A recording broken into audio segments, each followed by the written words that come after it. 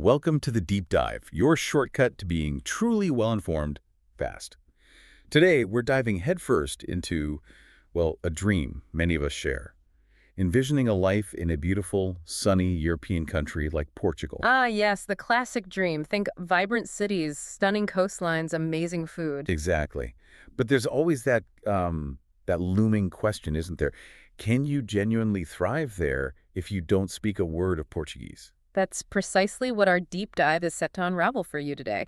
Our mission is really to pull back the curtain on how thousands of expats do successfully navigate daily life in Portugal with, limited Portuguese skills. And figure out what that experience genuinely entails for you. We've gathered insights from comprehensive guides, expert advice, really trying to give you the clearest picture But then possible. here's the immediate, maybe surprising answer up front. Yes. Yes, you absolutely can. It's not just wishful thinking. No, not at all. Yeah. The data is fascinating, actually. Over 65% of Portuguese people under 40 speak English proficiently. Now, that's not just a stat. It fundamentally shifts things for you. Completely. It means you're not starting from absolute zero in every single interaction. You're often starting from a place where a basic connection is possible straight away. Which dramatically reduces that initial overwhelm and maybe fear of isolation that many people face when they move abroad. And what's truly remarkable, what we've kind of identified as the Portuguese hospitality advantage, Hmm. it's a real thing. Unlike some other places, the Portuguese are, well, they're renowned for their incredible warmth, their patience. And a remarkable empathy towards foreigners, too. Exactly. Many have lived abroad themselves or they have family who have, which builds this deep understanding of language barriers. They're genuinely accommodating. You mentioned this in Rascanso before we started, that uniquely Portuguese knack for finding creative solutions. Yes, that art of muddling through. They often apply it to communication hurdles too, usually with a patient shrug and a smile.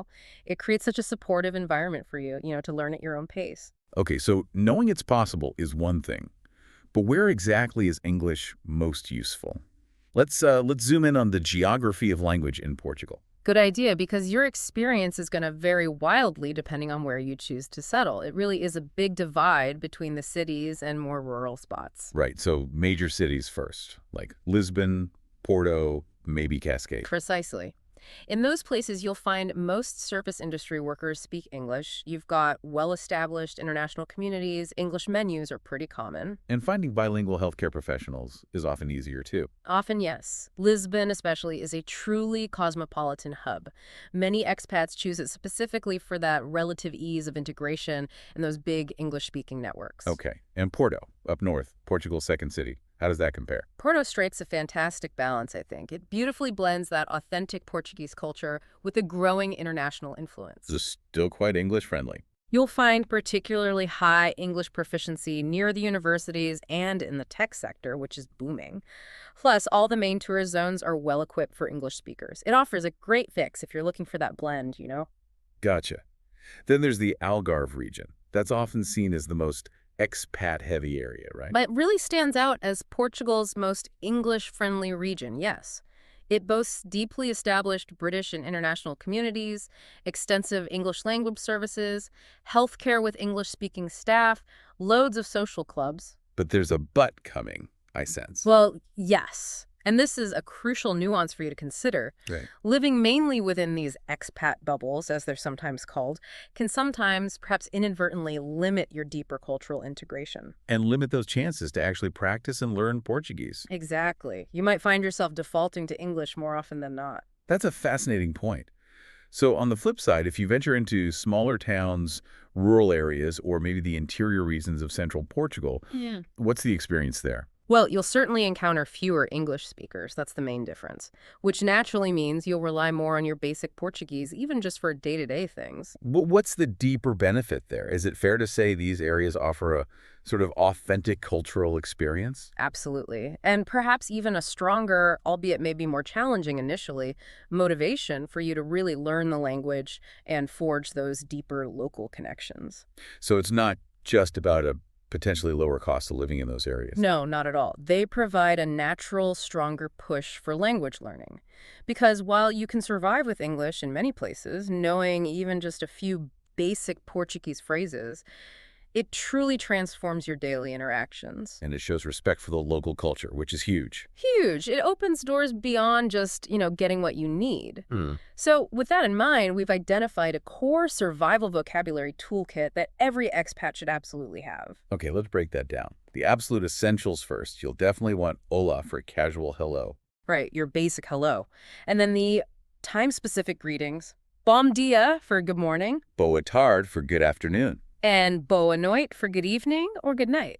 Simple but essential. And probably the most important word you'll use daily, and this is key, is obrigado if you're male. Or obrigada if you're female, for thank you. Getting the gender right is a nice touch. Definitely shows you're paying attention. And don't forget, por favor for please. It genuinely does make interactions smoother, doesn't it? Oh, absolutely. Politeness counts everywhere.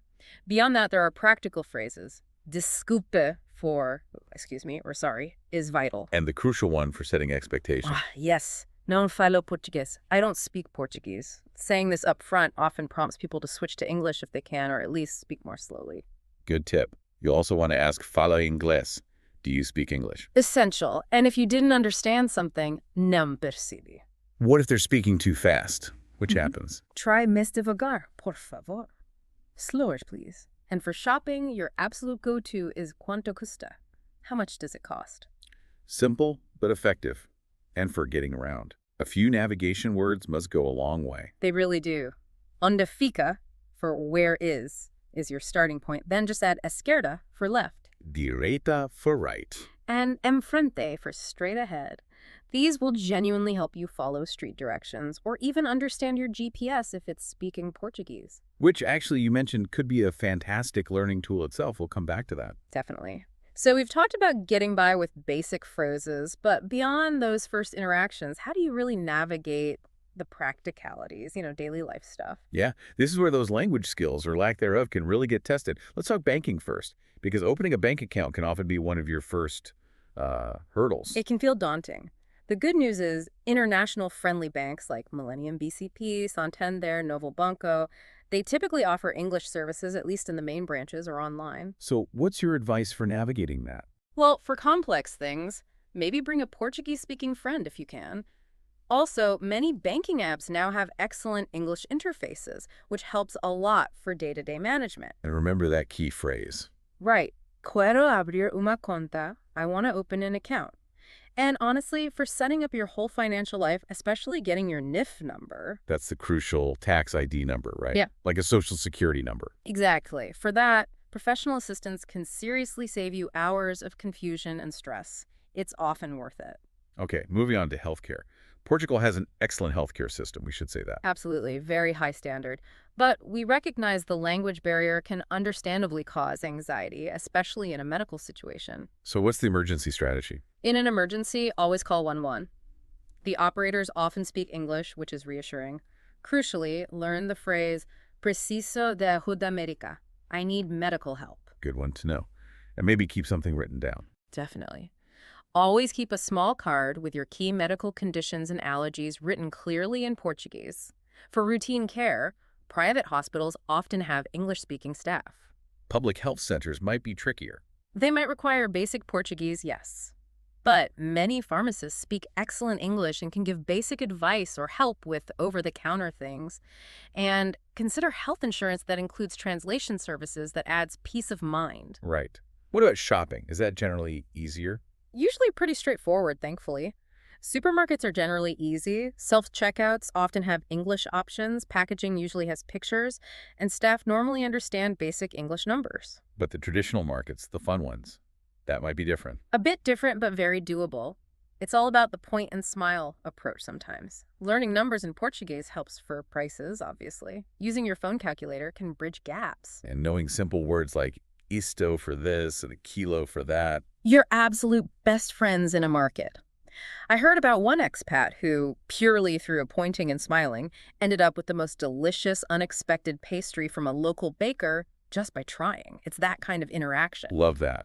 That's the beauty of it. Now, the potentially less beautiful part, government services and bureaucracy. Ah, yes. This is undoubtedly the area where Portuguese becomes most necessary. Let's be realistic. So what are the strategies here? Because things like visa applications, residency permits, they're crucial. Absolutely. We strongly recommend hiring a translator for important appointments, using professional services for document preparation. Companies like Access Portugal, for example, specialize in this. Or bringing Portuguese-speaking friends along. If you have them, definitely. And always prepare all your documents with official translations beforehand. Trying to tackle these complex processes alone with limited Portuguese, well, it can be incredibly frustrating. Understood. Okay, so we've covered how to get by, the practicalities of survival mode. But what if you want to move beyond just surviving? What if you want to truly flourish and make Portugal feel deeply like home? Exactly. That's where actively embracing the language journey comes in. And the good news is, living there provides the perfect immersion environment, doesn't it? It really does. And we found seven really effective, proven methods that can accelerate your language journey once you're there. Okay, lay them on us. What's number one? Let's start with media immersion. And this is where it gets genuinely fascinating. Portugal doesn't dub foreign films or TV shows. Unlike Spain or Italy or France. Exactly. Now, this isn't just a quirky cultural fact. It creates this unique, continuous auditory immersion. Yeah. You are constantly exposed to authentic Portuguese dialogue in everyday entertainment. Wow, I hadn't thought of it that way. So how do you leverage that? Start by watching English movies, things you know, but with Portuguese subtitles. It helps connect the spoken English you hear with the written Portuguese. Okay, makes sense. Yeah. As you improve, flip it. Watch Portuguese films or shows with English subtitles. Then maybe try Portuguese news programs for more formal language, or even kids shows for simpler vocabulary and really clear pronunciation. It's like this free, continuous language lesson just happening in the background of your life. Pretty much, whether you consciously realize it or not. Okay, brilliant. Method number two. Turn mundane grocery shopping into a learning experience. Strategic product label reading. How does that work? Compare Portuguese and English labels on international products. Learn food vocabulary from, say, yogurt flavors or ingredient lists. Study cleaning product instructions for household words. Even read medication leaflets in both languages for medical terms. It's passive learning that adds up without feeling like homework. Precisely. Method 3. Dive into local media consumption. Grab Portuguese newspapers or magazines. Any recommendations? Start with Publico, maybe, for quality journalism. Or try Time Out Lisboa, if it's available, for lifestyle stuff. Even the free newspapers they give out in the metro provide simple, current language. And online. Following Portuguese Instagram accounts related to your interests is excellent for casual, modern Portuguese, even local slang. Nice. Okay, number 4. Audio learning through daily life. This kind of passive listening seriously boosts comprehension over time. Tune into Portuguese radio stations like RFM or Commercial. They play familiar international music, but the chat between songs is in Portuguese. Exactly. You get context. Find podcasts specifically for Portuguese learners. There are some great ones. And here's that GPS trick again. Change your GPS navigation voice to Portuguese for practical directions vocabulary. And listen to Portuguese music. Yes. With the lyrics displayed if you can. Yeah. You'll be surprised how quickly you start picking things up, maybe even singing along. Okay, number 5. Digital integration. Right. Use technology. Switch your phone's language setting to Portuguese. Maybe take a screenshot of your important settings menu before you do it, just in case you get lost. Haha, good safety tip. Use language learning apps. Duolingo, Babbel are fine, but Practice Portuguese is specifically designed for European Portuguese, which is a key difference from Brazilian Portuguese. Right, that's important. Join Portuguese Facebook groups for hobbies or local areas.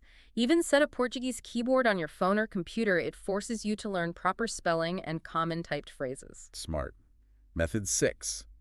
The news channel method. Yeah, tune into Portuguese news channels like RTP or SIC Noticias. They use clear, formal Portuguese, which is great for consistent exposure and pronunciation. And you can learn specific vocabulary from different segments. Definitely. Weather reports give you practical terms. Sports coverage uses more emotional, maybe casual language. Economic news is great for numbers and business terms. Okay, and the final one, number 7 sounds fun. Cafe conversation practice. Oh, it's a true favorite. Portugal's vibrant cafe culture provides perfect, low-pressure chances to practice. Make it a point to order in Portuguese, even if you know the staff speak English. Just making the effort counts. Massively. You'll often find elderly locals are incredibly patient and encouraging teachers if you strike up a simple chat. Join the morning coffee regulars for daily micro-practice. And don't be shy about trying to join in conversations in a local tasca or bar. Exactly. That's where you hear truly authentic, everyday slang. That's where the real language magic often happens outside of textbooks. Great tips. So, beyond actively learning, modern tech plays a huge role just in easing the language barrier day to day, right? Like a personal bridge. Absolutely. Uh, Technology is a massive help. For translation apps, Google Translate is fantastic, especially its camera function for menus and signs. I've used that. It's brilliant. DeepL is often noted for being a bit more accurate with European Portuguese nuances compared to Google sometimes. And Microsoft Translator has an excellent conversation mode for real-time back-and-forth chats. And for dedicated learning, you mentioned Practice Portuguese again. Yes, because it's specifically tailored for European Portuguese learners, which really is crucial if that's where you're living. It makes a difference. Okay, what about practical daily apps? Things that just make life easier without language stress. Well, Uber or Bolt mean you avoid potential language barriers with taxi drivers. Glovo and Uber Eats let you order food delivery without needing complex phone calls. And MBWay. That's huge in Portugal, isn't it? Massive. It's their widely used mobile payment app, kind of like a digital wallet linked to bank transfers. It often has an English interface option too. Useful. And for general communication. WhatsApp is king in Portugal, used for nearly everything, personal and even some business stuff. And Translate keyboard extensions can offer real-time translation while you're typing a message. Oh, that's handy. And you can even use your phone's voice recorder to capture important instructions, maybe from a landlord or official, to listen back to and translate properly later if you felt overwhelmed in the moment. Smart thinking. So tech helps bridge the gap. But what about people? Building a support network must be crucial too. Absolutely crucial. For practical help, sure, but also just for social well-being. Portugal hosts really vibrant international communities. Where do you find them? Look for Facebook groups. There are tons for specific cities, regions, interests, nationalities. Attend meetup events, especially language exchange ones. Join international clubs or professional networks in your field. And language exchange programs themselves. Fantastic for mutual learning. Look for conversation cafes in major cities. Check if local universities have language partnership programs, or even find online tandem partners through dedicated websites or apps. Sometimes, though, professional help is just worth it, right? Especially early on. Oh, definitely. Especially when dealing with the unknown or complex stuff. Relocation services like Access Portugal we mentioned can handle the bureaucracy maze for you. And finding professionals who speak your language. Legal translators, real estate agents, tax advisors. Having professionals you can communicate with clearly in your own language can be truly invaluable for your peace of mind. Big stress reliever. Okay, so connecting all this to the bigger picture. How does this translate into long-term success? Truly deepening your connection to Portugal. Well, it's a journey, isn't it? From just surviving to genuinely integrating. Yeah, you can probably think of it in realistic phases for yourself. Like year one is often survival mode, maybe. Exactly. You're focusing on those essential phrases, getting your routines sorted in English-friendly places, building that initial support network, and definitely getting professional help for the big bureaucratic stuff. Then maybe year two is about building confidence. Yeah, I think so.